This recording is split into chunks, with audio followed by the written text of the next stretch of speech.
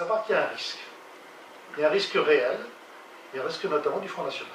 Pas simplement parce que Marine Le Pen risque de faire un score au présidentiel, mais ça va aider tous ces candidats à elle. Dans notre circonscription, le Front National a toujours fait un score assez fort. Et j'aurais de loin préféré qu'il y ait un candidat unique.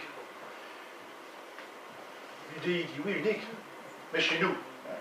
Et c'est là où il n'y a pas, je ne suis pas d'accord du tout. Et je vais vous dire pourquoi. L'UDI ne représente absolument pas 40 ou 50% du département de la circonscription. L'UDI a été formidablement bien servi avec l'élection régionale. Et je me tourne encore vers un conseiller régional. Il y a une conseillère régionale qui malheureusement n'a pas de place assise, elle est debout. Ah pardon, tu as trouvé une place. Hervé Morin nous doit sa présidence. Il nous la doit à plein de titres. C'est d'abord Bruno Le Maire qui l'a imposé comme tête de liste. Ça n'était pas évident. Ça n'était pas accepté partout, notamment dans les 5 départements. Il a mis tout son poids pour lui donner l'investiture. Ensuite, les Républicains, dans les 5 départements, nous avons fait une campagne totale, complète pour lui. À Évreux, dans l'est du département, chez nous dans l'ouest, partout dans les autres départements, mais il nous la doit. Et je trouve qu'il a la mémoire un petit peu courte de l'oublier. Il y avait 4 présidents, 4 candidats des présidences de région UDI.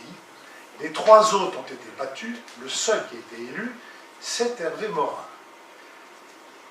Quand je dis qu'il a la mémoire courte, je pense que de temps en temps, l'union doit se jouer aussi avec l'autre. Ce n'est pas toujours l'union pour soi, c'est l'union partagée avec les autres. Or, à peine un an après, exiger que 40% des circonscriptions soient des circonscriptions UDI dans notre département, je dis non. Je dis d'autant plus non que je voudrais juste vous raconter en 2 mots ce qui s'est passé au comité directeur des Républicains qui s'était tenu le 10 février dernier. Nous avons voté. Qu'est-ce que c'est que le comité directeur des Républicains? Ce sont tous les parlementaires, les 2 députés, les 2 sénateurs républicains. Ce sont tous les conseillers régionaux républicains. Ce sont tous les conseillers départementaux républicains. Ce sont tous les maires à jour de cotisation. Il y avait notamment ce jour-là non seulement le maire d'Évreux, mais il y avait le maire de Vernon, le maire de Gisors, le maire des Andelys, les maires de Passy, madame le maire du Neubourg. Ce sont 180 personnes, parce qu'il y a en plus tous les délégués de circonscription, les délégués de canton. On a voté. À l'unanimité, nous avons désigné Isabelle, et nous avons donné l'investiture à Isabelle. L'investiture départementale, c'est vrai. Le même jour, je voudrais rappeler, là vous me démentirez si je commets une erreur, nous avons donné également l'investiture dans la 4e circonscription, celle de Louviers, non pas à une ou un républicain, mais à un UDI, qui est Priolo, le maire de Louviers. Oui, on lui a donné parce que c'est un bon candidat. On a donné l'investiture à une bonne candidate chez nous, Isabelle, et on l'a donné à un bon candidat qui était UDI, lui, à Louviers. Donc tout ça pour dire qu'il n'y avait pas de caractère politique contre la formation voisine et amie, mais c'était un choix de personne qui était un choix, je dirais, totalement démocratique. Alors, aujourd'hui, le candidat UDI, je suis tenté de dire, c'est un peu pathétique d'ailleurs, pleure pour réclamer une investiture républicaine. Je ne comprends pas pourquoi il le fait, parce que s'il est uniquement UDI, il n'a strictement aucune chance d'être élu.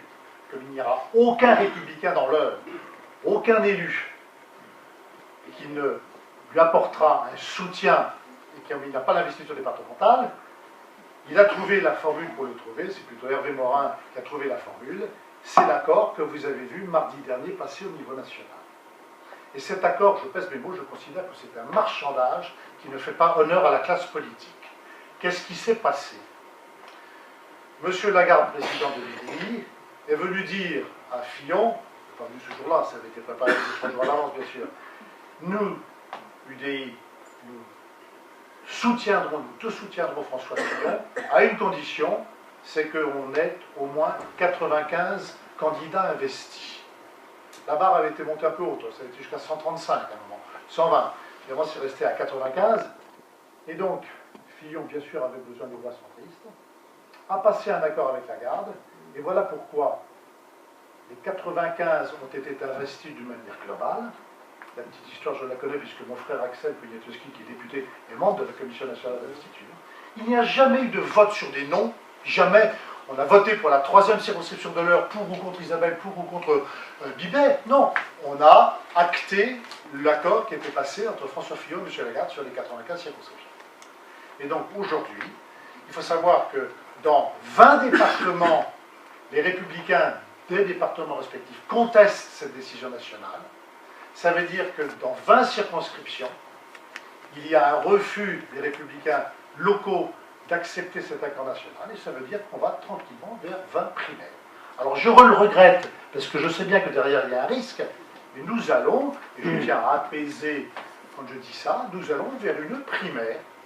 Ce que je souhaite, c'est que cette primaire, elle soit correcte, propre et respectueuse. Je souhaite qu'elle se passe comme toi tu l'as fait, Isabelle, puisque la presse, je ne sais plus quel journal t'a interrogé et t'a demandé que feriez-vous si vous arriviez derrière l'autre candidat de la majorité de la droite et du centre. Et j'ai très clairement dit, si j'arrive seconde, je désisterai. J'attends la même déclaration du candidat UDI Bibet. Une primaire propre, c'est une primaire où le désistement est bien annoncé clairement auprès de tout. Alors voilà ce que je voulais vous dire.